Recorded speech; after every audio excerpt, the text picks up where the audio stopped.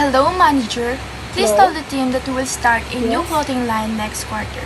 It's for the teenager Okay, and ma'am. we have I will say custom it fit. later po. This will help In the our meeting. sales. Thank you. Thank you.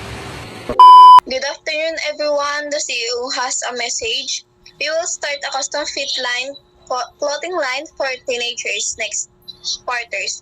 This is a way to grow our business. Oh, sorry. Please mute your mic if you're not speaking. Thank you. This new line can help us increase sales by 25%. That sounds great. Teens are good market.